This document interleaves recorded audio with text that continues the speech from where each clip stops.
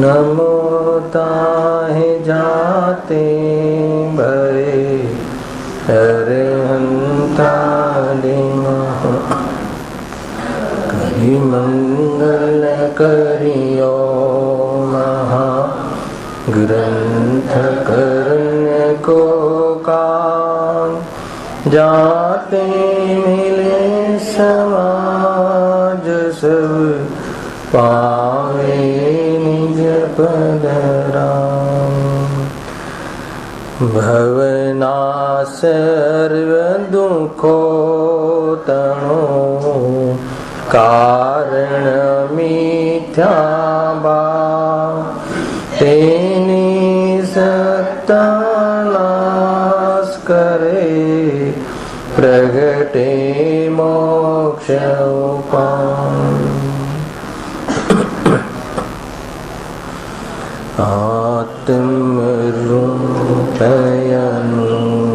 आत्मरूपयनुपमयत भूत याहि लखे भव सिंधुतरो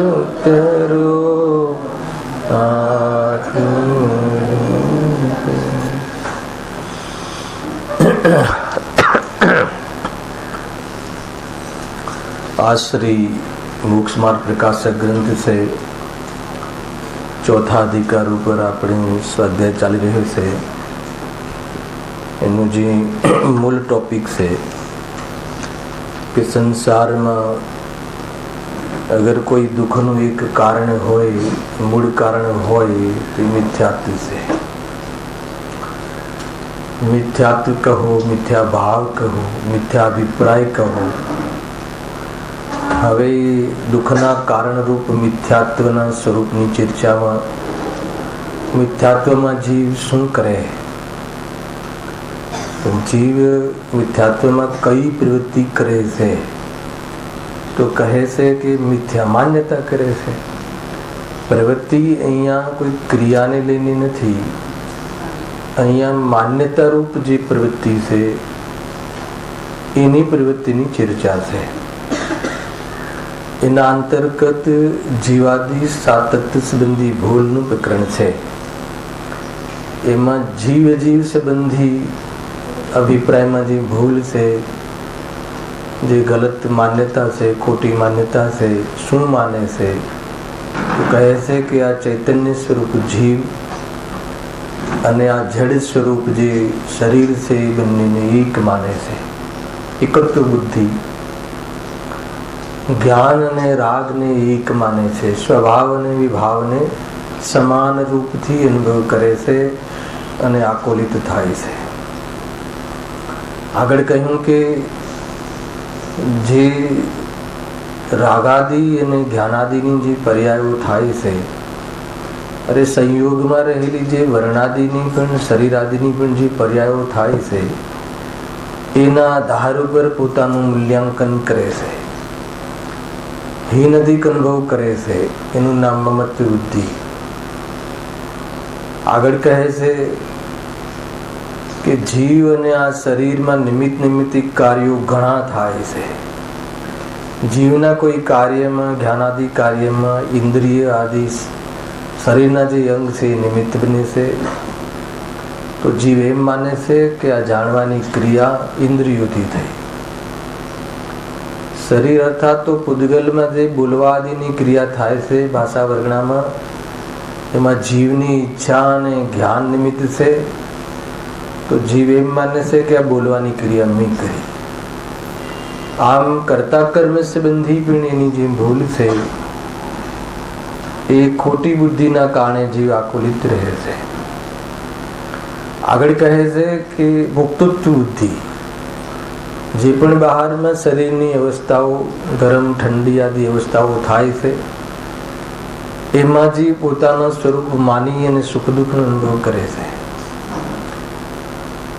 જ્યાં એ શરીરનું ટેમ્પરેચર 107-106 ડિગ્રી થઈ જાય તો એ શરીર અને પોતાને એક માનતો હોવાના કારણે મને તાવ આવ્યો અને મને બહુ તાપ છે, બહુ ગરમ થઈ ગયું છે, શરીરના બદલે પોતાને ગરમ થઈ ગયો એમ માનીને દુઃખી થાય છે। શરીરનું જ ટેમ્પરેચર નોર્મલ થઈ જાય છે તો હું નોર્મલ થઈ ગયો એમ માનીને સુખાભાસ રૂપ સુખ અનુભવ કરે છે. આ રીતે ભોક્તૃત્વ બુદ્ધિ આદિથી પણ આકુલિત છે.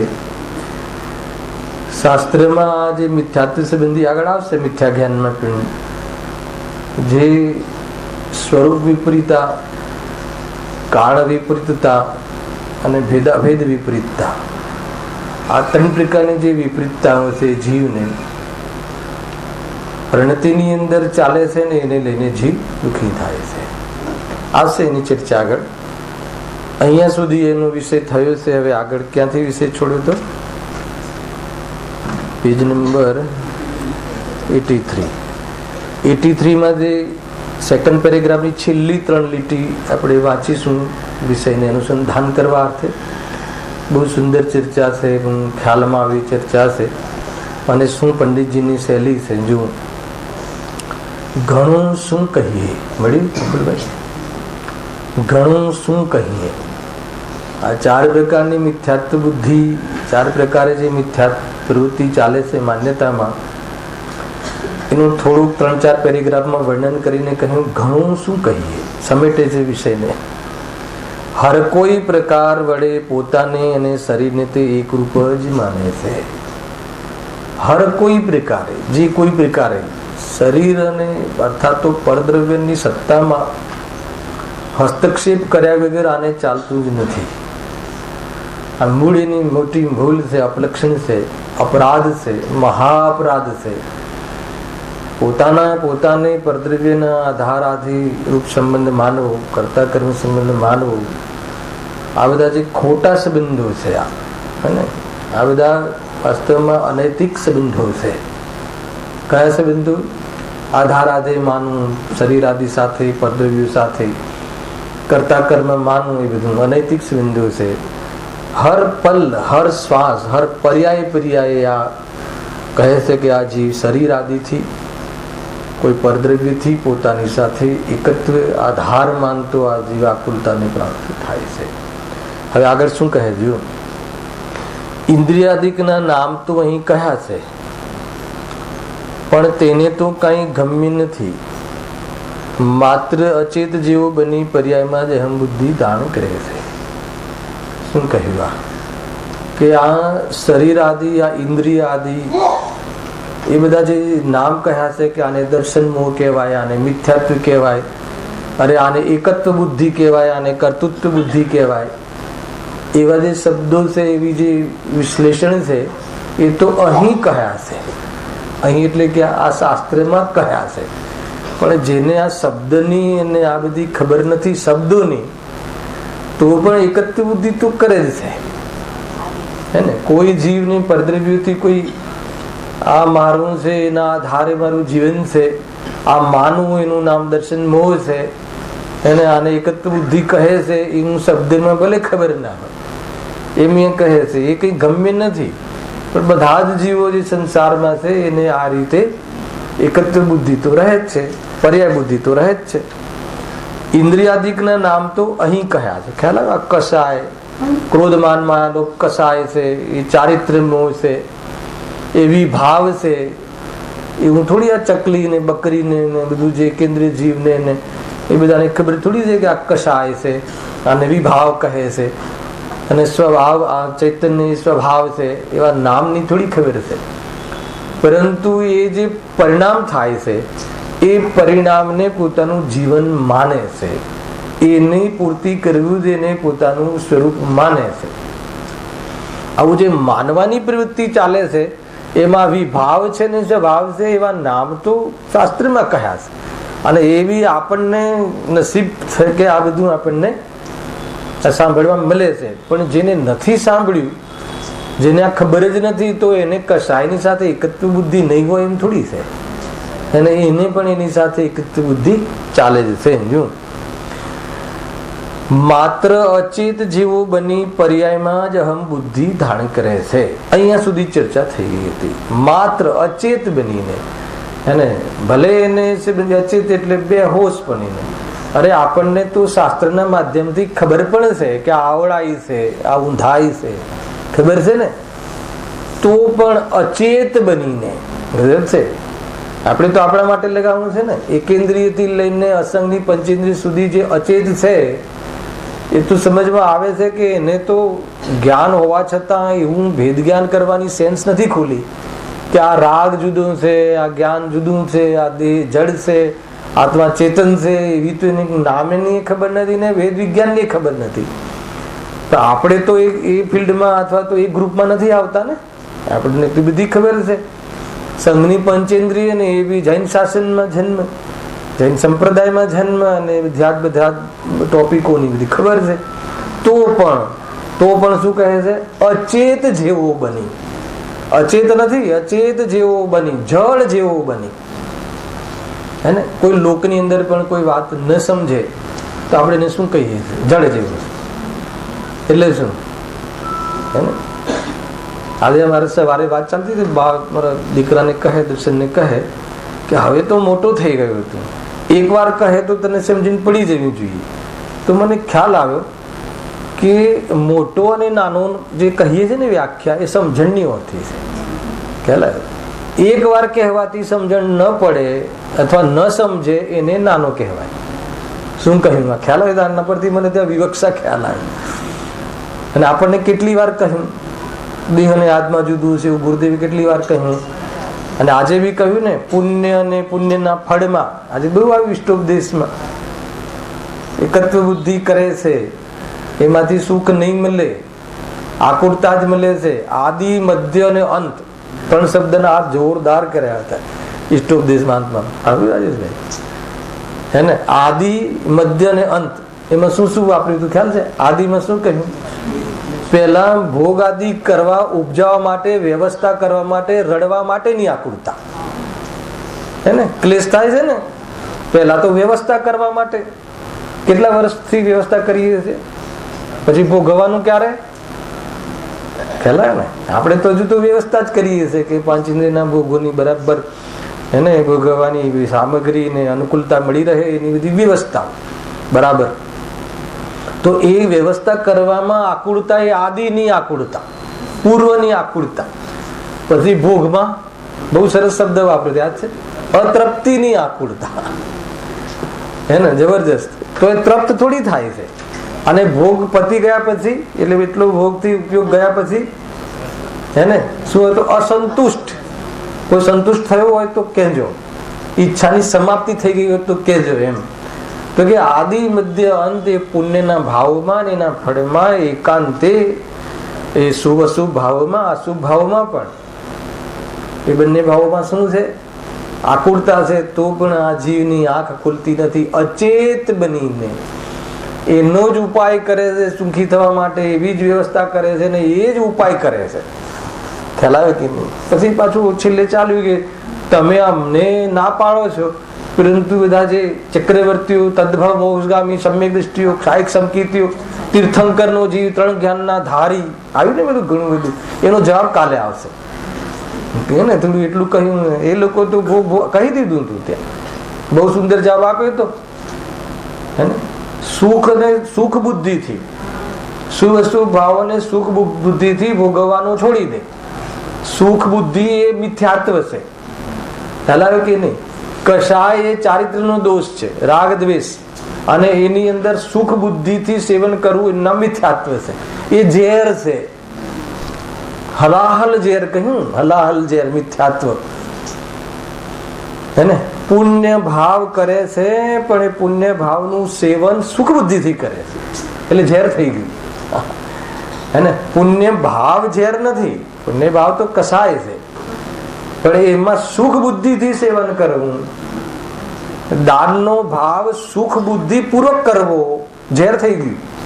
તમે 5 કરોડ રૂપિયા આપ્યા, હે ને? ગુરુદેવની જન્મ જયંતિના દિવસે લખાયા પ્રફુલભાઈ, તમે 5 કરોડનું દાન શાના માટે લખાયા? હે ને? ફ્યુચર માટે. શું ફ્યુચર? હે ને? આપણે તો વેપારી માણસ છે ને, જે એક મળે, જે એક આપે ને 10 લાખ આપે, એવી કન્ડિશન છે ને દાનમાં.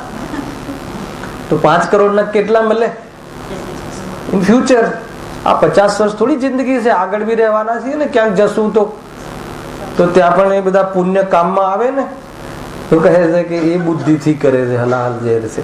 બહુ સુંદર જવાબ આવે તો ગુરુદેવ શ્રીએ કહે કે ભાઈ જે આ ચક્રવર્તીઓને એ તો બધા ભોગવે છે, તો એમાં એક કહ્યું કે એ બધા જે ભોગવે છે એ વાસ્તવમાં ઝેર લાગે છે એમને, એ બુદ્ધિ પૂર્વક ભોગવે છે. કોઈને એમ થાય કે એવું એ કેવી રીતે ડિફાઇન કરવું? બહારમાં તો પ્રવૃત્તિ તો દેખાય જ છે ભોગવતા, પણ આ ઝેર બુદ્ધિપૂર્વક, આ ઝેર છે એવી બુદ્ધિપૂર્વક એને ભોગવે છે, તો એનું એક ઉદાહરણ શાસ્ત્રમાં મળે છે.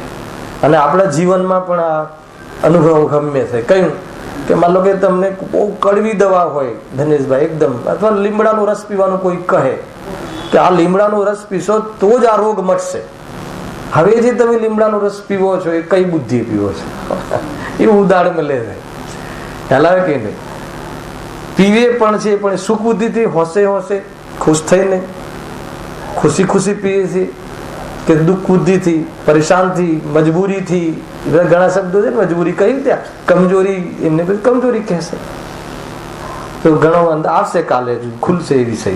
ખેર અહીંયા ક્યાં આવે આપણે? હા, તો અહમ બુદ્ધિ ધારણ કરે છે ત્યાં સુધી આપણે અહીંયા ચર્ચા કરી. તેનું શું કારણ છે તે અહીં કહીએ છીએ. ગજબ છે આ વસ્તુ ભાઈ, હે ને? કે માત્ર અચેત જેવો બની પર્યાયમાં જ અહમ બુદ્ધિ ધારણ કરે છે. આની વ્યાખ્યા આપણે ગઈ વખતે બહુ કરી હતી. અચેત બનીને આપણા ઉપર આ લાંછન છે, આ આપણને વાસ્તવમાં આપણું કલંક છે. અચેત બનીને ખબર પડે છે, બધું જ જાણીએ છીએ, તો પણ આપણે ત્યાં આ ખાડા કાન કરીને, હે ને, કોને ધોખો આપીએ છીએ? સ્વયંને છલીએ છીએ, હે ને? અને ગુરુઓ સાથે, જ્ઞાની ધર્માત્માઓ સાથે ગદ્દારી કરીએ છીએ, બારમાં જોઈએ તું. અને પોતાને છલે છે એ તો બહુ મોટું, એનાથી મોટો અપરાધ શું હોય?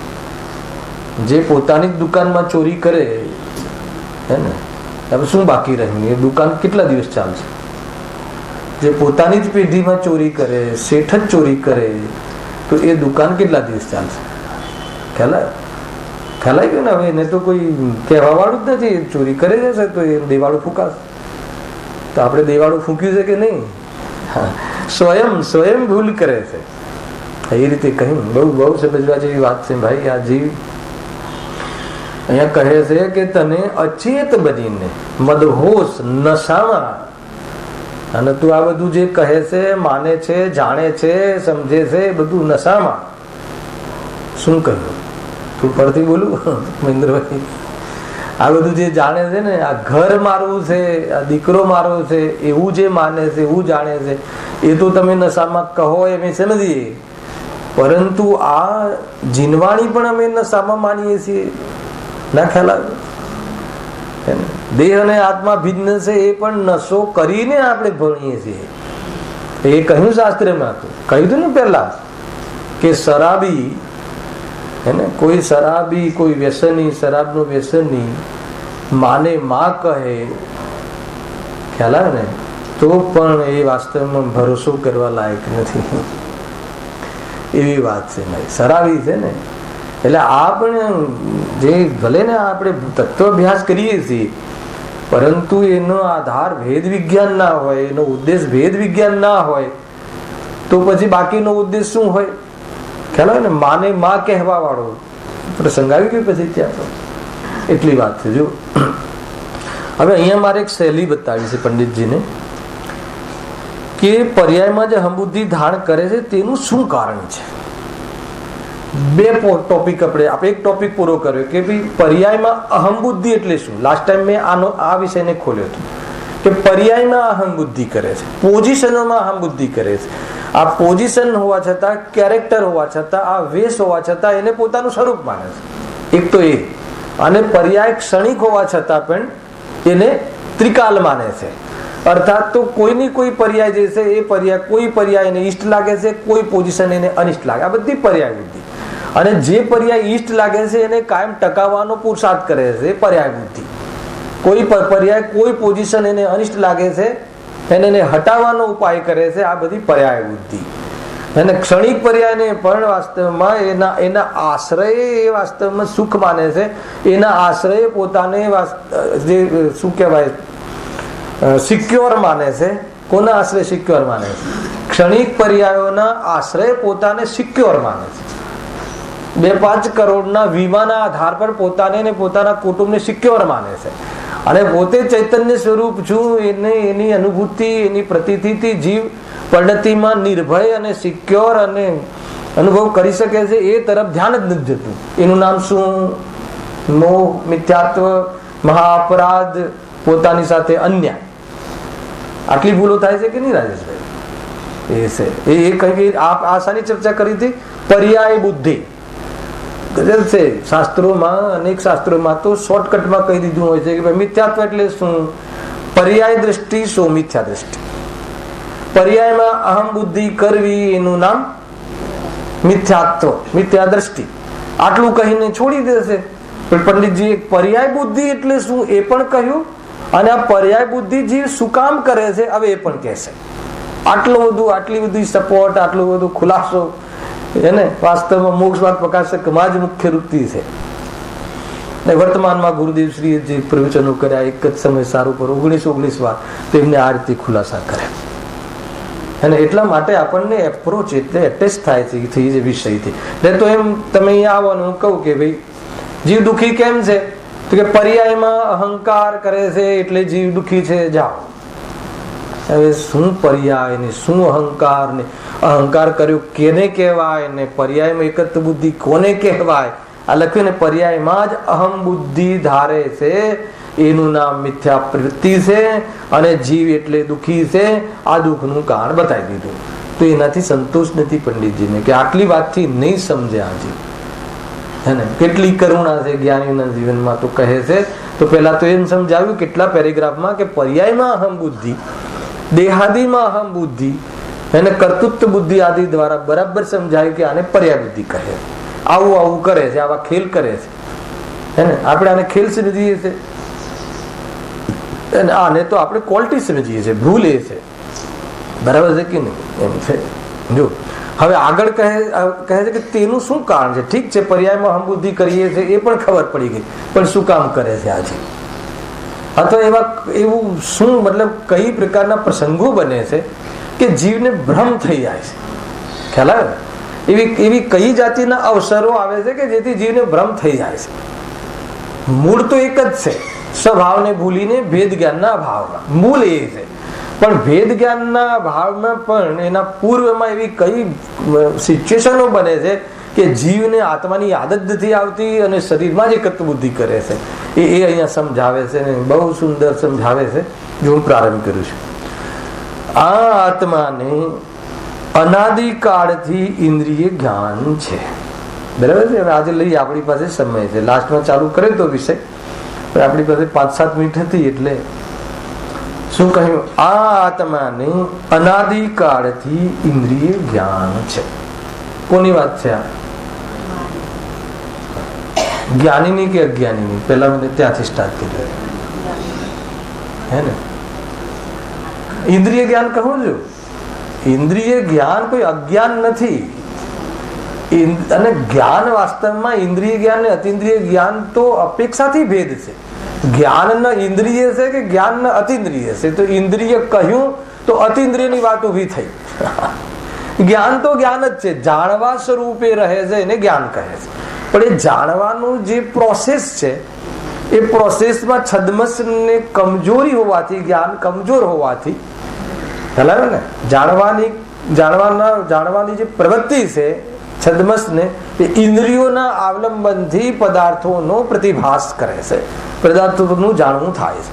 આમાં કોઈ જ્ઞાની અજ્ઞાનીની વાત નથી. જ્ઞાની અજ્ઞાની તો શ્રદ્ધાની ઓળથી ભેદ પડે. ખ્યાલ આવે? ઇન્દ્રિયોના માધ્યમથી જાણવું થાય એમાં કોઈ ઇન્દ્રિયોથી જ્ઞાન માને તો અજ્ઞાની. ઇન્દ્રિયોના માધ્યમથી જાણવું પડે એટલું વિભાવ, અને જે જાણવું થાય છે સ્વભાવ એવું જાણે ઇન્દ્રિયોથી જુદો, ઇન્દ્રિયોને જીતી ઇન્દ્રિયોને. ખ્યાલ આવે કે નહીં? એવું જાણે કોણ છે? જીતેન્દ્રિય જીન છે. એને કહ્યું આ છે આખું કન્સેપ્ટ. એને પણ જાણવાની જે પ્રવૃત્તિ થાય છે એ તો ઇન્દ્રિયોના માધ્યમથી જ વ્યવસાય થાય. ખ્યાલ આવે? તીર્થંકર 3 જ્ઞાનના ધારી છે. બરાબર છે? તીર્થંકરનો જીવ માના પેટથી 3 જ્ઞાનનો ધારી છે. તો 3 જ્ઞાન કયા? તો એમાં અવધિ જ્ઞાનમાં તો ડાયરેક્ટ આત્માના પ્રદેશોથી કેટલાક મર્યાદિત પદાર્થ પૂતગલ પદાર્થોનું જ્ઞાન થાય. છોડો એને. મૂળ જે આત્માની અનુભૂતિમાં જે પ્રવૃત્તિ કરે છે મતિ શુદ્ધ જ્ઞાન છે. હવે એ જ મતિ શુદ્ધ જ્ઞાનની જાણવાની પ્રવૃત્તિ શાનાથી થાય છે? ખ્યાલ આવ્યો કે નહીં? તો આ અહીંયા કહ્યું. હવે ટૂંકમાં ઇન્દ્રિય અતિન્દ્રિય જ્ઞાન ને ઇન્દ્રિય જ્ઞાન એ બંનેનો ભેદ કર્યો હોય ને, ફંડામેન્ટલની વાત છે ભાઈ, સ્વરૂપ જાણવાની વાત છે, હે ને? તો ઇન્દ્રિયોનું અવલંબનને લઈને જાણવું થાય એને ઇન્દ્રિય જ્ઞાન કહે છે, સિમ્પલ. અને ઇન્દ્રિયોના અવલંબન વગર ડાયરેક્ટ આત્માના પ્રદેશોથી જાણવું થાય એને અતિન્દ્રિય જ્ઞાન કહે છે. પહેલા તો આટલું સમજી લો. ખ્યાલ આવ્યો? હવે એક અધ્યાત્મના પ્રકરણમાં, મોક્ષ માર્ગના પ્રકરણમાં ચોથા ગુણ સ્થાનેથી ચાહે સંઘની પંચેન્દ્રિય દેડકો હોય એને પણ અતિન્દ્રિય જ્ઞાનનો અંશ કહે છે. એ શું છે? ઘણી વાર થઈ ચૂક્યું છે આ. એને પણ પ્રસંગ આવે એટલે હું હંમેશા આ જે મેઇન પોઈન્ટો હોય ને હંમેશા યાદ કરું છું, કારણ કે આમાં બહુ કન્ફ્યુઝન થાય છે. જ્યારે મોક્ષ માર્ગની વાત ચાલતી હોય ત્યારે જે અતિન્દ્રિય જ્ઞાનનો અંશ ચોથેથી કહે છે એ આખું અલગ પ્રકરણ છે. અને જ્યારે ઇન્દ્રિય જ્ઞાન છે, દરેક જીવને જ્ઞાનની ઓરથી જ્યારે કથન કરવામાં આવે છે ત્યારે એ આખી અલગ ચેપ્ટરમાં જતું રહે છે. તથાપિ જે પણ કોઈ ચેપ્ટર છે એ અતિન્દ્રિય જ્ઞાનનો અંશ પ્રગટ કરવા માટે છે. એ તમારે આ 3 ફોર્મ્યુલાઓ ધ્યાન રાખવી. બરાબર રાજેશભાઈ? શું કહ્યું? કેટલી વાતો કહી. તો કહે છે કે ભાઈ ઇન્દ્રિયોનું અવલંબનથી જે જ્ઞાનની પ્રવૃત્તિ થાય છે ને ઇન્દ્રિય જ્ઞાન કહે છે. અને જે અવધિ જ્ઞાન, મનોપર્ય જ્ઞાન ને કેવલ જ્ઞાન, આ 3 જ્ઞાન કેવા છે? ખ્યાલ? એ અતિન્દ્રિય, કોઈ ઇન્દ્રિયોના આધાર વગર, અવલંબન વગર ડાયરેક્ટ આત્માના પ્રદેશોથી જાણવું થાય છે, અતિન્દ્રિય જ્ઞાન છે. હવે મોક્ષ માર્ગનું પ્રકરણ હોય ત્યારે જે અતિન્દ્રિય જ્ઞાન કહે છે, અતિન્દ્રિય જ્ઞાન, ભાવ શુદ્ધ જ્ઞાન, અતિન્દ્રિય જ્ઞાન, અનુભૂતિ રૂપ જ્ઞાન, હે ને, આત્મજ્ઞાન, આ બધા છે બધા શબ્દો. આત્મજ્ઞાનીના જ્ઞાનને આટલા બધા નામોથી સંબોધન કરવામાં આવે છે. આત્મજ્ઞાન ही જ્ઞાન है, शेष सभी अज्ञान. એમાં ઇન્દ્રિય જ્ઞાન, અતિન્દ્રિય જ્ઞાનના ભેદની ઓરથી વાત નથી. આ જ્ઞાન જે થાય છે, કયું જ્ઞાન? ઇન્દ્રિયના અવલંબનથી જે જ્ઞાન થાય છે એ જ્ઞાન એ આત્મામાંથી આવે છે, ઇન્દ્રિયમાંથી નહીં. એ મારું સ્વરૂપ છે એવી અનુભૂતિ કરે અને ઇન્દ્રિયોની અને ઇન્દ્રિયના વિષયોની ઉપેક્ષા ભાવ રહે, એને એમાં કોઈ પ્રયોજન ભાષિત ન થાય, આવી જે પ્રવૃત્તિ થાય, શ્રદ્ધા અશ્રદ્ધા પૂર્વકનું જે જ્ઞાન વર્તે એને શું કહે છે? સમ્યક જ્ઞાન, અતિન્દ્રિય જ્ઞાનનો અંશ, ભાવશ્રુત જ્ઞાન, આત્માની અનુભૂતિ અને સ્વાનુભાવ, જે કહેવું હોય કહો. આટલા બધા શબ્દ મળશે તમને. વૈભવભાઈ ખ્યાલમાં આવે છે કે નહીં? આ છે આત્માનું વૈભવ. એ છે અવલંબન લઈને જાણે તો શું થઈ ગયું? એ તો વિભાવમાં જાય છે, પણ જાણવું થાય છે એ મારું સ્વરૂપ છે. એટલે કરવું મારું સ્વરૂપ નથી ને જડ મારું સ્વરૂપ નથી. હું ચૈતન્ય સ્વરૂપ છું એમ અનુભવ કરે એટલે જડમાં પરિવર્તન થાય તો પણ દ્રષ્ટિગત એને આકુલતા ન થાય. એટલા માટે એ અતિન્દ્રિય જ્ઞાનનો અંશ એને પ્રગટ થઈ ગયું છે. એમ કહ્યું. આટલું આ સમજ વિષય અહીંયા બીજો છે પણ આ જોડે કહ્યું ને એટલા માટે. અહીંયા તો આખી વાત જે બાજુ લઈ જવી છે સાંભળજો. અહીંયા પ્રશ્ન કયો ચાલે છે કે અમને આ પર્યાયમાં એટલે આ શરીરમાં, હાલ શરીર લો, આ શરીરમાં અહમ બુદ્ધિ કેમ થઈ ગઈ તમે અમને બતાવો. તો હવે ચાલુ ક્યાંથી કરે છે પંડિતજી પ્રકરણ? આ આત્માને અનાદિકાળથી ઇન્દ્રિય જ્ઞાન છે, બરાબર? એક. હવે બીજી દિશા ખુલે છે, સાંભળજો.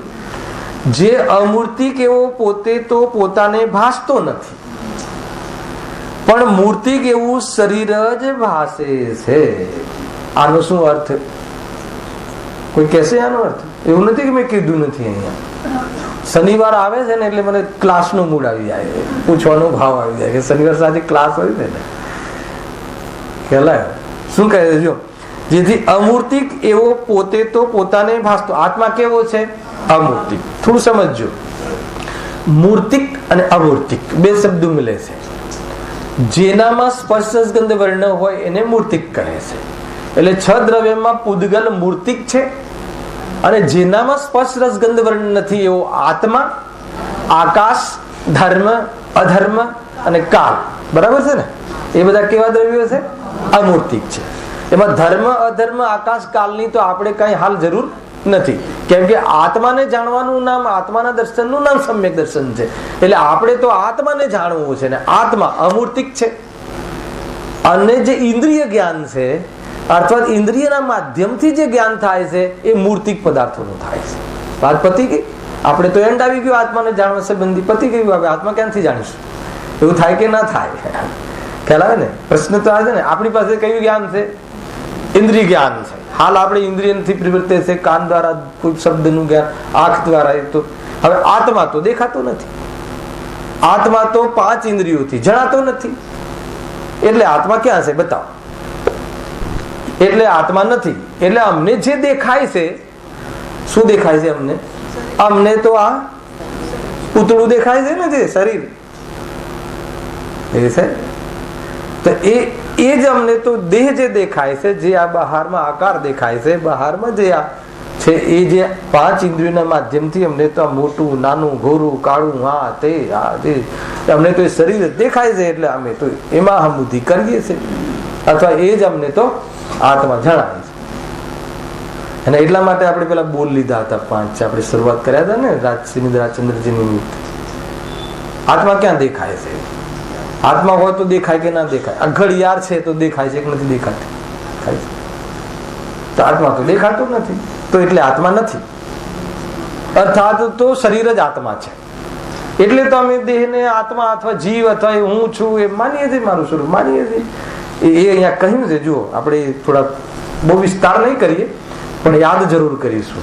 મને બહુ ગમે છે આ બોલ, અને હું વારંવાર મારા સ્વાધ્યાયમાં યાદ પણ બહુ જ કરું, વિચારતો હોઉં છું. જો આત્મસિદ્ધિ શાસ્ત્ર, આત્મસિદ્ધિ છે ને, ગુરુદેવસિંહના જે આના પર પ્રવચન થયા છે રાજુભાઈ, હે ને, તમે એક વાર તમે વાંચો તો એમ લાગે કે આત્માની સિદ્ધિ કરી દીધી છે. તમે સાચા જશે. તમે તો બહુ સુંદર પ્રવચન છે, બહુ અદભુત પ્રવચન છે. જો આપણે હે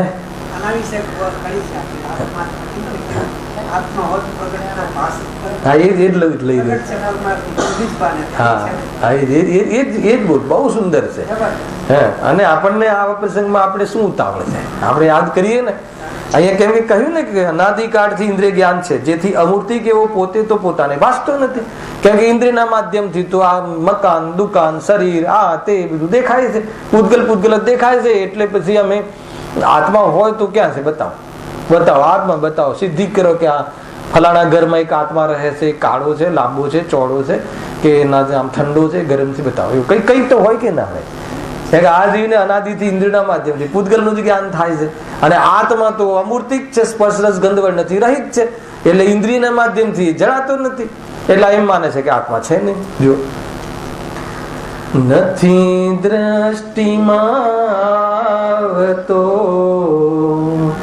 નથી જણાતું રૂપ, બીજો પણ અનુભવ નહીં, તેથી ન જીવ સ્વરૂપ.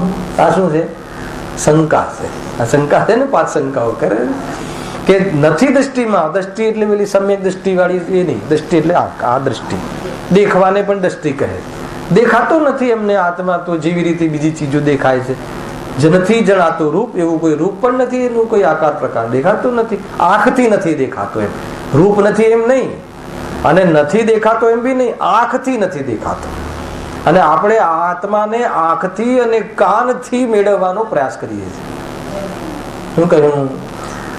હે ને, આત્માને કાનથી, આંખથી, શબ્દોથી, વિચારોથી, કસાયોથી, કસાયની મનતાથી, પુણ્યથી, પુણ્ય ભાવથી આત્માની પ્રાપ્તિ કરવાનો ઉપાય કરે છે. કે જેનાથી અમૂર્તિ કેવો આત્મા સ્વસંવેદન રૂપ અનુભવમાં આવી રહ્યો હોવા છતાં પણ ધ્યાન નથી જતું, ચૂકી જાય છે. અને દેખાતો હોવા છતાં દેખાતો નથી એમ નહીં, દેખતો નથી.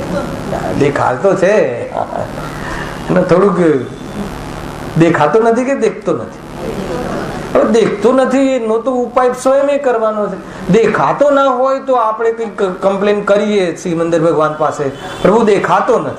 પ્રભુ કહેશે આગળ દેખાય છે પણ તું દેખતો નથી. અને આ જે દેખાય છે એવું આમાં ને આમાં સિદ્ધિ કરશે. દેખાઈ રહ્યો છે ને આજ તો આત્મા છે, પણ તને તો હે ને મોહના કારણે તને તો આ બધું ગમે છે બહારમાં ને દેખાય છે. એ છે જો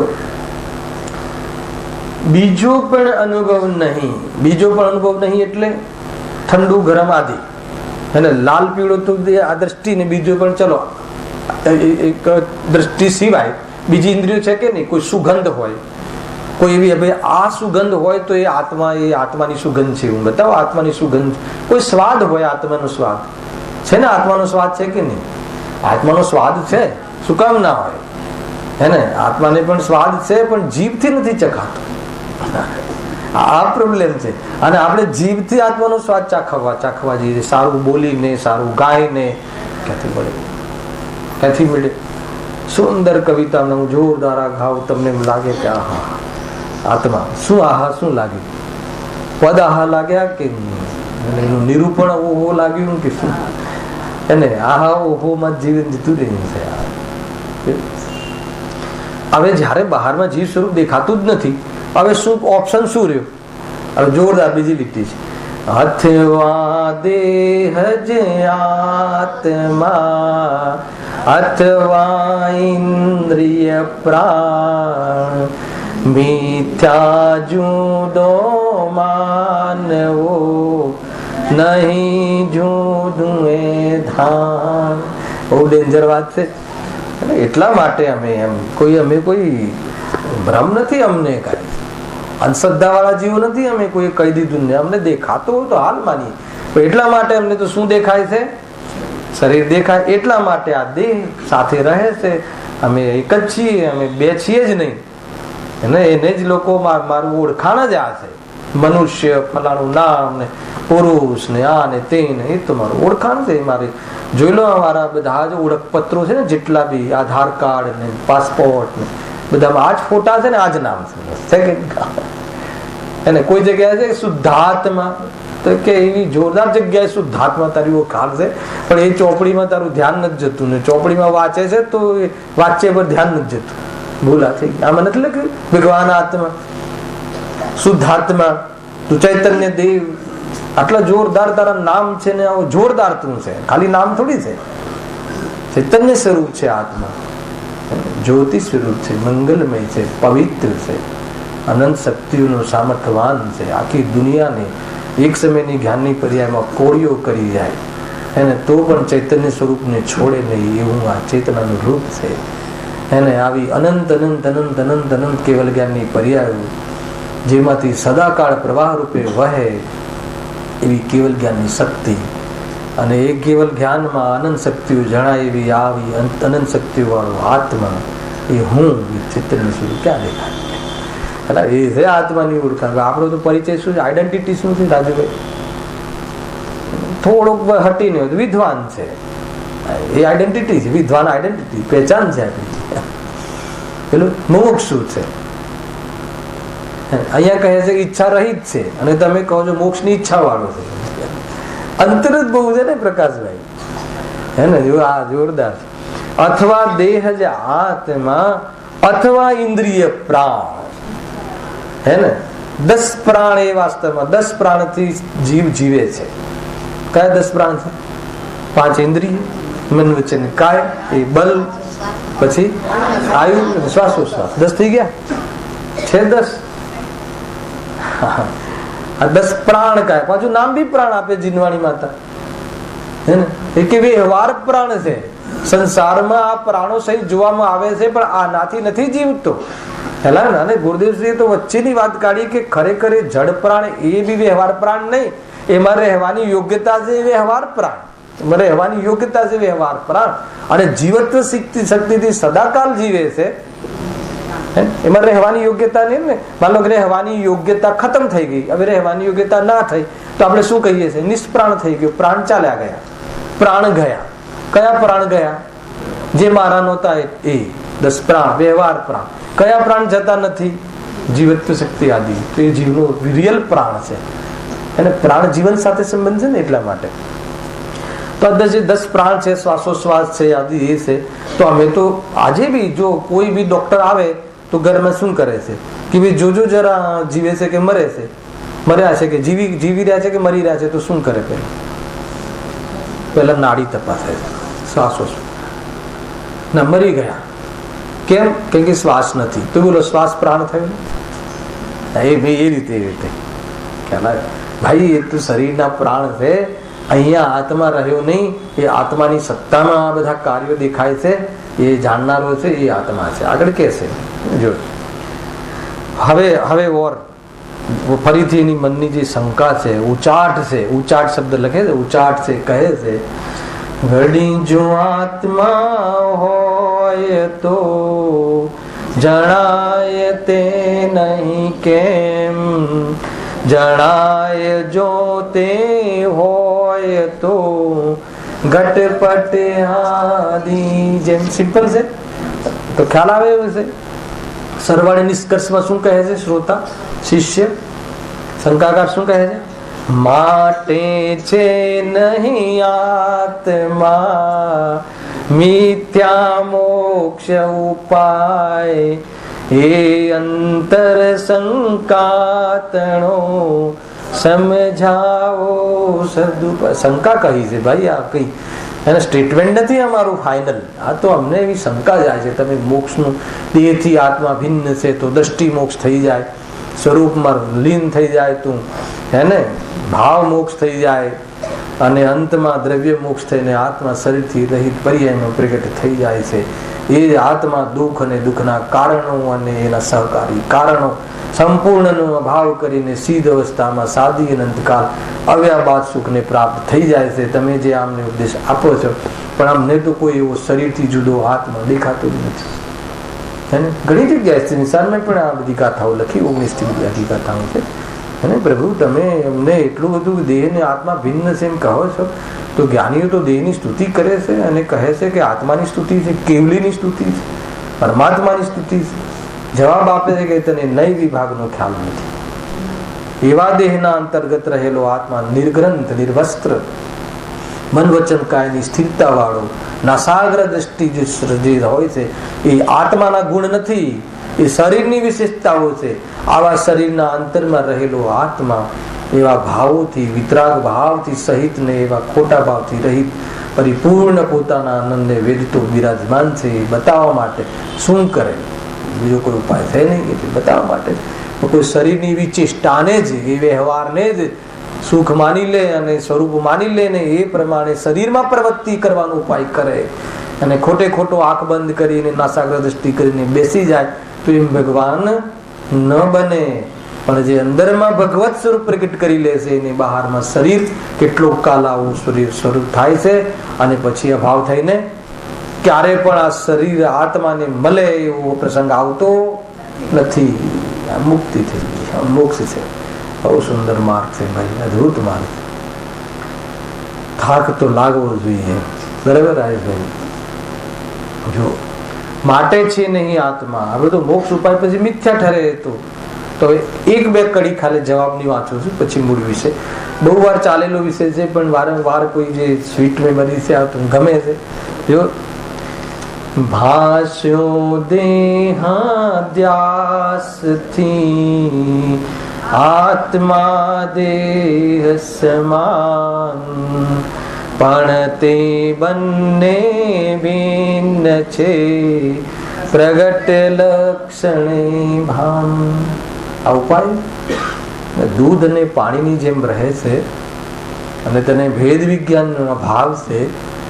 દેહનો જ તને તારા ઇન્દ્રિય જ્ઞાનમાં દેહ વિષય બને છે, પણ એ જેમાં વિષય બને છે એ જ્ઞાન તું છે એ તરફ તારું ધ્યાન જતું નથી. અને આ દેહનો જ અધ્યાસ સંસ્કાર પાડે છે. મારા છે એને સંસ્કાર એને કહેવાય. હું છું, પરદ્રવ્યથી હું ટકું છું, સંસ્કાર પાડે છે.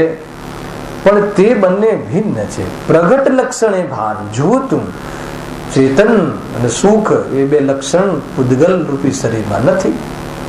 એને ઘણી વાર આપણે લીધું છે, મળદું પડી રહે છે ને હાથમાં ચાલે જાય છે. આંખ જાણતી હોત તો આંખ તો સાબુત છે, કાન જાણતા હોત સાંભળતા તો કાન તો સાબુત છે. તો પછી સેન્સ વાળું જે કોઈ દ્રવ્ય છે, સેન્સ લક્ષણ વાળું જે કોઈ વસ્તુ છે એ આમાં હતી, એ અહીંયા હાલ નથી. પરંતુ આ જે છે શરીર એમાં કોઈ જ્ઞાન નથી, એટલે આ આત્મા નથી. પણ આમાં જે જાણવા વાળો પદાર્થ હતો એ આત્મા છે. સિમ્પલ છે. જો ભાષ્યો દેહાદ્યાસથી આત્મા દેહ સમાન. બીજો શ્લોક છે. પણ તે બંને ભિન્ન છે જેમ અસીને મ્યાન. આ બીજો તર્ક આપ્યો હે ને. હા ભાઈ, જેમ તલવાર અને એનો મ્યાન હે ને. મ્યાન ને કોઈ તલવાર માની અને જો એ રણ મેદાનમાં ઉતરે તો નુકસાન કરીને પાછો આવે.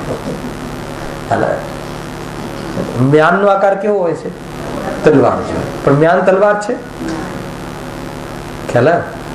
તલવાર લાવજો એમ કહીએ હે ને. ઘોડે સવાર માગે ઘરમાં તલવાર આપો તો શું આપે? મ્યાન સહિત તલવાર આપે. ખ્યાલ? પણ એને બરાબર ખ્યાલ છે કે મ્યાન અને અસી તલવાર બંને ભિન્ન છે. આ શું છે? પેકિંગ છે. આ પેકિંગ છે. શું છે? પેકિંગ છે. અને પ્રોડક્ટ ક્યાં છે? અંદર જે ચૈતન્ય સ્વરૂપ છે પ્રોડક્ટ છે. કોઈ પેકિંગ ને જ પ્રોડક્ટ માની લે, ભાઈ તો એની ભૂલ છે. ખ્યાલ આવે ને? પેકિંગ માં જ પ્રયાસ કરે. આજકાલ પેકિંગ નો જમાનો છે. ખ્યાલ આવે કે સોપ નો જમાનો છે ને. એટલે આંગણામાં ગંદકી ના હોવી જોઈએ, ઘરમાં ભલે ગંદકી હોય. સ્વરૂપ છે. બહુ ખતરનાક છે આ વ્યંગ. જ્ઞાનીઓ આપણને વ્યંગ કરે છે કે તું બહારમાં ખાલી ક્રિયાઓમાં અને ઢોંગમાં કરે છે, બાકી અંદરમાં તો એ જ ગમે છે, એ જ ગમે છે, એ જ ગમે છે હે ને. આપણે પ્રવચનમાં તો એમ કહીએ કે પ્રવચનનો કરતા કોણ? આત્મા પ્રવચન ન કરે. એ તો વાણી વિજ્ઞાનનું કાર્ય છે. ગુરુદેવસિંહ પણ કહ્યું છે એને પોતાનું કાર્ય માનીશું તો આકુલતા થશે. બોલો કેટલું સરસ કહ્યું પ્રફુલભાઈ, કેટલું સરસ કહ્યું. મેં પતી ગયું, જીરો થઈ ગયું. માન્યું નહીં એટલે કેટલું સરસ કહ્યું એની અપેક્ષા છે મને તમારાથી. કહો કેવું સરસ કહ્યું તો પતી ગયું ને. મેં સારું કહ્યું તો કઈ આકુરતા ચાલુ છે. આ જે છે ને એ ભાઈ એ બહારમાં પ્રક્રિયા થઈ, ઈચ્છા પણ થઈ અને એ સંબંધી જ્ઞાન પણ નિમિત્ત બન્યું. બધી જ વાત બરાબર છે, પણ એ ક્રિયા તારી નથી. એને તો અહંકાર નહીં કર, દુઃખી થઈ જશે. આ છે. પણ એ અસી ને મ્યાન જેવા જુદા છે. આપણને એક લાગે છે. હજુ એક શ્લોક વાંચું, એક બે શ્લોક વાંચું છું, ખાલી અહીંયાથી પાઠ કરું છું, સમજવા. જે દ્રષ્ટા છે દ્રષ્ટિનો તે જાણે છે રૂપ, અબાધ્ય અનુભવ જે રહે તે છે જીવ સ્વરૂપ. જે દ્રષ્ટા છે દ્રષ્ટિનો તે જાણે છે રૂપ હે ને. આંખ છે રૂપને જાણે છે કે જ્ઞાન? અરે આંખ ને આંખ નથી જાણતી, આંખ ને પણ વાસ્તવમાં જ્ઞાન જાણે છે. અને તું કહે છે કે આંખ જાણે છે, અહીંયા કહે છે કે આંખ ને કોણ જાણે છે? આંખ સ્વયં ને આંખ નથી જાણતું ભાઈ એને. અબાધ્ય સ્વરૂપ તો જ અનુભવ તો એકમાત્ર જ્ઞાન છે. જ્ઞાન હંમેશા જાણવાનું રહે. જો આપણે બીજું તમને એક ઓર લોજિક બતાવો કે જે આજે પોતાનો ચહેરો, હવે એ બાજુ જે પોતાનો માનીએ છીએ પોતાનો, આ પોતાનો ચહેરો એ ઇન્દ્રિયોથી જણાય છે. પોતાનો ચહેરો ખ્યાલ બહારનું દેખાય છે પણ આ ઇન્દ્રિયો બહાર ખુલે છે ને, તો પોતાનો ચહેરો જોવા પાછું એક દર્પણ મૂકવું પડે છે હે ને. એક દર્પણના માધ્યમથી પછી જાણવું પડે છે. એવી તો પરાધીનતા છે. પણ જાણવું તો ન દર્પણથી થાય છે, ને આંખથી થાય છે. જાણવું તો જ્ઞાનથી થાય છે. અને જાણવું જ્ઞાનથી થાય, આત્માથી થાય છે એમાં બહુ મહત્વ નથી. આત્મામાં જાણવું થાય છે, આત્મામાં જાણવું જ થાય છે. આત્મામાં રાગ નથી થતો અને આત્મામાં કોઈ જડનું કાર્ય થતું નથી. તો જાણવું થાય છે, સ્વભાવ મારો છે એમ વિશ્વાસ રાખ. તો આ બહારમાં રાગ થયો એની અપેક્ષા નહીં, અને બહારમાં કોઈ જડની ક્રિયા થઈ એનો અહંકાર નહીં. આ વાસ્તવમાં ધાર્મિકતા છે. બસ આટલી જ વાત છે. સિમ્પલ કહું ત્યાં ને ત્યાં જ છે ભાઈ, ત્યાં ને ત્યાં શોધવાનું. હવે એક એનું લઈ લઈએ. ડાયરેક્ટ લો. જો આપણા ઉપર જે વ્યંગ કરે છે, મતલબ જો સ્વયં પેલી છે ને ઓલી બહુ નાના નાના ઉદાહરણો આપે છે કે ભાઈ ઓલો પેલા કેટલા કહે છે પેલા ગધેડા 9 ઓલી ઘોડા લઈ લો, ઘોડો શબ્દ 9 ઘોડા કે 9 ગધેડા જે લેવું લઈ લો, પેલી બાજુ લઈ જાય છે, એક ઉપર પોતે બેઠો છે અને 9 ગધેડાને પહોંચાડવાના હોય છે. તો ઓલો વારંવાર ગણે છે, વારંવાર ગણે છે, આઠસ થાય છે. કેમ? જે એના પર બેઠો છે ને એ બી એક છે 9મું એ ભૂલી જાય, એટલે એની ગણતરીમાં ભૂલ આવે છે. આ સિલી મિસ્ટેક છે કે મોટી મિસ્ટેક? મિસ્ટેક સિમ્પલ લાગે છે પણ ભૂલ મોટી છે. દેહને હું મારો માનું છું, લાગે છે સિમ્પલ પણ બહુ મોટી ભૂલ છે. એની પાછળ પંચભૂતગલ પરાવર્તન છે, એટલી મોટી ભૂલ છે. અને એની પાછળ જેટલું બી આ વટવૃક્ષ છે ને સંસારનું, આ કસાયોની જે માયા ઝાડ છે ને, એની પાછળ જે આ લાગે સિમ્પલ, દેહને પોતાનો માનીએ છે, પોતાનો રહેતો નથી તો એ માનીએ છે, હે ને. આપણને કસાય, 5 પાપ, 7 વ્યસનો, એટલી બધી મોટી ભૂલ લાગે હે ને, પણ એમાં સુખ બુદ્ધિ જે લાગે છે, પોતાનું સ્વરૂપ લાગે છે, એમાં એકત્વ બુદ્ધિ જે છે એ આપણને ભૂલ જ નથી લાગતી. પહેલા તો કહે છે બહુ મોટી ભૂલ છે. એટલા માટે પૂરું અગર જો ભૂલ બતાવી હોય ને તો સ્વયંને ભૂલીને, અને ભૂલ મટાડવી હોય ને તો સ્વયંને ઓળખીને, બસ આટલું જ છે પરમાગમ. આનો જ વિસ્તાર છે. કઈ રીતે ઓળખવો ને આ ને તે ને બીજી વિધિ બધી બતાવે. ઘણી વાર એમ થાય કોઈ નવું આજે આવ્યું હોય તો કે આ સ્વયંને નહીં ઓળખીએ, બધું જ બતાવો પરફેક્ટ છે, અમે કઈ એટલું કઈ મારી કોઈ બુદ્ધિ ખરાબ થોડી થઈ ગઈ છે. અરે હાઈટ, બોડી, વજન, આ તે બધું જ પરફેક્ટ. આજકાલ તો હે ને ફોનમાં બધી ફોન ખીચામાં રાખો તો કેટલા સ્ટેપ ચાલે એ બી આવી જાય છે. મને કાલે ખબર પડી. અને એક ભાઈ કહે કે તમે 4 કિલોમીટર ચાલવું જોઈએ. તો મેં પૂછ્યું કે 4 કિલોમીટર ચાલે કઈ રીતે ખબર પડે? કે બધી વ્યવસ્થા એમાં કોઈક સ્ટેપ્સ નામનો બધાને ખબર હશે, અમને તો આજે ખબર પડી. એમાં ખીચામાં લાખો ચાલુ તો તમે જેટલા સ્ટેપ ચાલો બધું માપ આવી જાય. ખ્યાલ આવે કે નહીં? બધી વ્યવસ્થા છે. મહિમા સામે છે. જાણ્યું કોને? જે ચાલે છે એ જાણતો નથી, જે જાણે છે એ પગથી ચાલતો નથી ચાલતો. એમ કેમ કેવું? હમણાં હાલ કે છે આ બેનો અમારી એક્સપર્ટ ક્રિયાવર્તી શક્તિથી ચાલે છે. તમે ભણાવ્યું હતું રાત્રે 9 વાગ્યાના ક્લાસમાં. અરે પગથી નથી ચાલતો, અને આ શરીર જ્ઞાનથી નથી ચાલતું. હલાય કે નહીં? એ રીતે છે. ચાલે છે શાનાથી? સ્વયં શક્તિ. એકબીજામાં નિમિત્તિક છે. જો ઘટપટ આદિ જાણ તું, તેથી તેને માન, જાણનાર ને માન નહીં, કહીએ કે હું જ્ઞાન. ક્યાં છે આત્મા? હારે ને આત્મા. અને ઘટપટ આદિ જાણે છે કોણ? તું જેને જાણે છે એને તો માને છે, પણ જે જાણે છે એને નથી માનતો. જે ચીજને તું જાણે છે એને તો માને છે કે આ ઘટ છે, આ પટ છે, આ ઘડિયાળ છે, ફલાણું છે, આ ચીજ છે, તો એને તો માને છે. તો આત્મા આ કોને જાણ્યું? તો એ જાણે છે કોણ છે? એનો અર્થ કે ઘડિયાળ કોણ છે?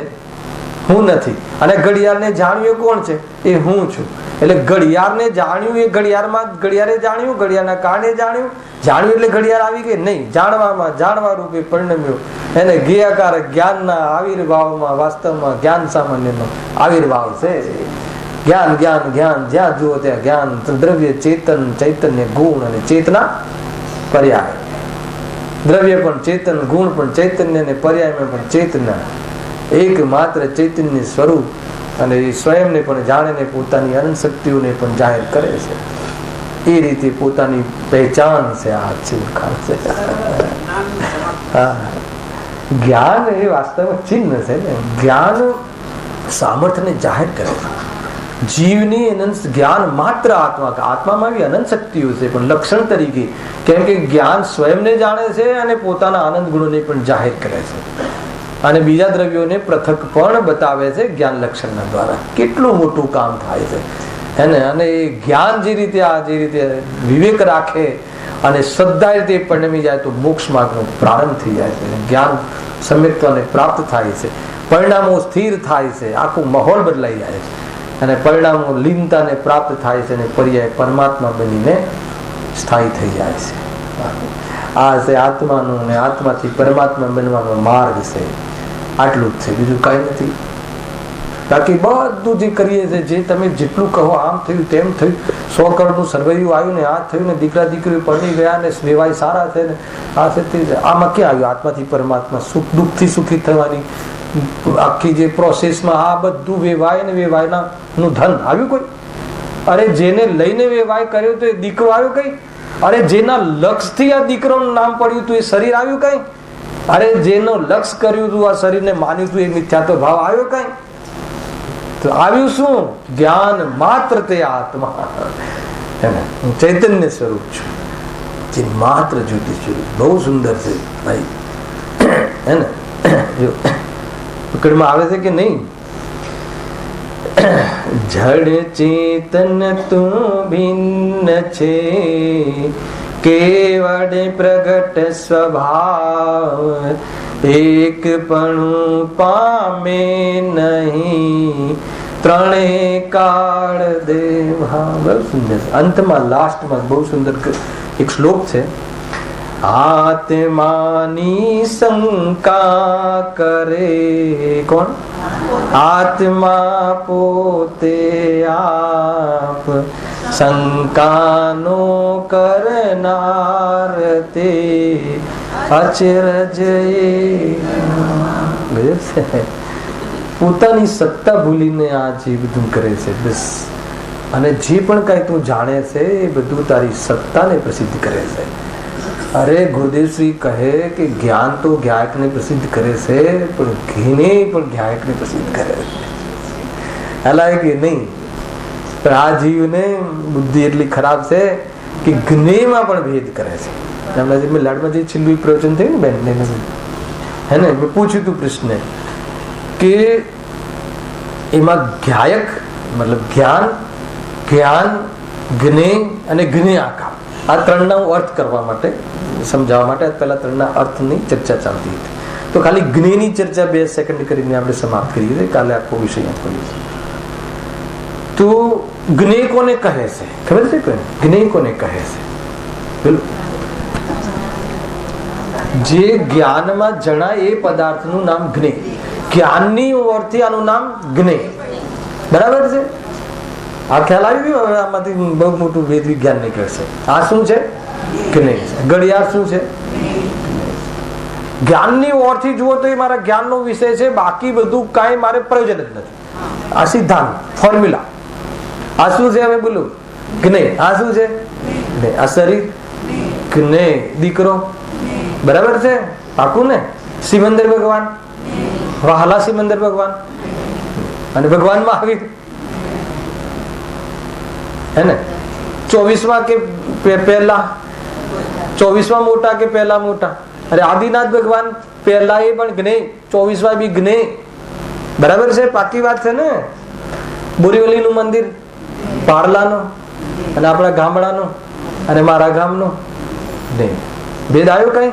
તો આપણે જ્ઞેયોમાં ભેદ કરીએ છીએ કે આ મારા ગામનું જ્ઞાન, મારા ગામનું મંદિર, આ તમારા ગામનું મંદિર. વાત પતી ગઈ. એને ક્યારે બી બોલી દશા નહીં આવે. જ્ઞેયમાં ભેદ કરે છે. જો તો ખાલી એટલું જ હતું કે આ મારા જ્ઞાનનું જ્ઞેય જાણવામાં આવવા વાળો પદાર્થ ભગવાન મહાવીર હોય કે પછી આ માઇક હોય. જો ભેદ કર્યો જ્ઞેયોમાં તો પ્રયોજન ગુસ્સે કે શું કામ ભેદ કર્યો? બસ એટલું જાણવું હતું કે મારા જ્ઞાનમાં આ જ્ઞેયનો ક્રમ છે ને મારા જ્ઞાન ઉપર અને મારા જ્ઞાનનું આ સ્વતંત્ર પંડિમન છે. ત્યાંથી જ્ઞેયથી છુટકારો કરવાનો હતો. કુંદ આચાર્ય દેવ અને ગુરુદેવ શ્રી એ કઠિન પડે છે થોડું. અરે જ્ઞેય છે એને સ્વયં કહે છે કે તીર્થંકર આદિ પરદ્રવ્યોના લિસ્ટમાં જાય. ગુરુદેવ શ્રી પર જીવ અને અજીવ એમાં શું ભેદ કરીએ છીએ? અજીવ જ્ઞેય છે અને જીવ જ્ઞાયક છે, આત્મ આશ્રયભૂત એ છે ને. બાકી બધા પદાર્થો તો જાણવા લાયક, તો બાકી બધામાં આ બધા આવી ગયા. જ્ઞેય માત્ર એ રીતે છે. બાકીની ચર્ચા કાલે. સહજાનંદી સુત સ્વ